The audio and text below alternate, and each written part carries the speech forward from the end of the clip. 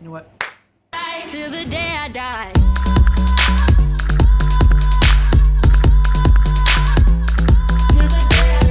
Hey guys, so for today's video, I thought I would do something different than I normally do. I'm going to be doing a DIY charcoal mask. Now, if you don't know what this basically is, it's a mask that's black from the charcoal capsules that you put in it, and it's supposed to get deep down into your pores and get rid of all the excess oil and dirt and blackheads supposedly that are in your nose. I've tried this once, but I didn't let it dry all the way. So I retried this time, but right now I'm only going to be doing the pore strip one just around my nose. So the ingredients you will need are charcoal caps or charcoal capsules. These I found at my local Walmart. Let me zoom in on them. I found these at my local Walmart, and at first they didn't know what I was looking for because they don't sell activated charcoal at my grocery store. So we had to search and find like an alternative or whatever. But this isn't an alternative. This is exactly what you're supposed to use. This or activated charcoal. So if you can't find activated charcoal capsules, then you can use charcoal caps. They don't have to be pitch black little capsules because these are like a neon pink, but inside of them it's still the same charcoal stuff that you use in the mask. Then next you need either Elmer's glue or Crazy Art glue. I have Crazy Art glue and Elmer's glue is over there. I haven't decided which one I like using better. I mean, they both do the same purpose. You use glue to help it stick to your face. And this is washable glue, so be sure to get washable kind of glue because you don't want, super glue. And to start off, the tools that you'll need for this is a mixing bowl. I'm using my little brother's child plastic little bowl that he doesn't use anymore. And then you will need a brush that you do not care about. I'm using one of my old paint brushes and it's a little cracked or whatever, so that's why I'm using this. Okay, to start off, you're going to need your charcoal caps, and again, I'm using the pink ones. So after you open it up, just examine it, and then you're going to want to take out probably 2 to 3 capsules just to do the pore strip, of course. And as you can see, they're pink, and they will feel a little weird at first, but you just got to twist the caps and pour them out, and be very careful because this is very messy, like extremely messy.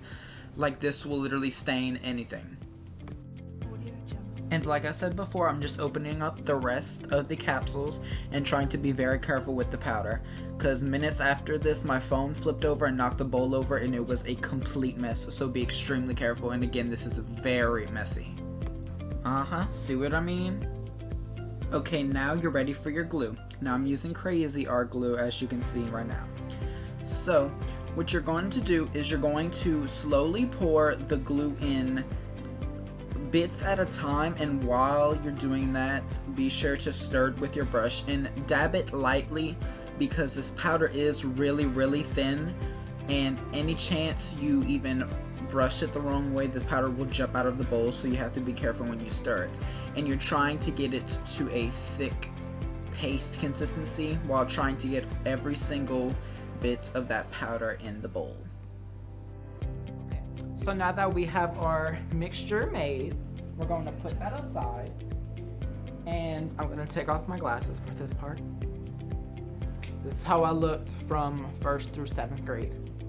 Okay, I have a towel that's been soaking in hot water, and it's just to open up the pores. You can also do this after you shower, just whatever includes warm contact with your nose to open up them pores.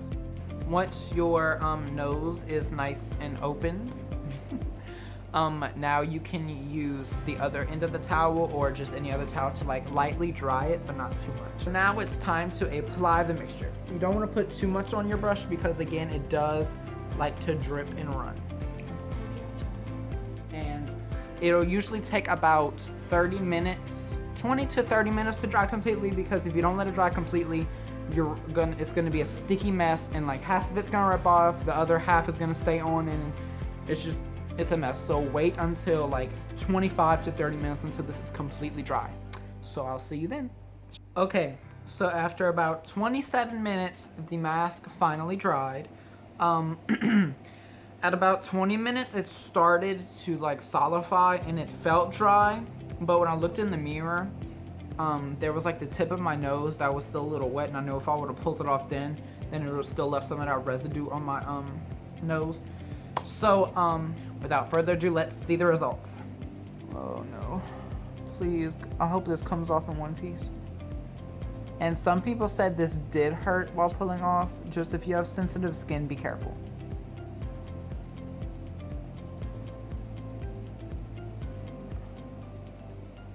I see a lot of hairs that were pulled off, and oh my gosh, I see blackhead galore.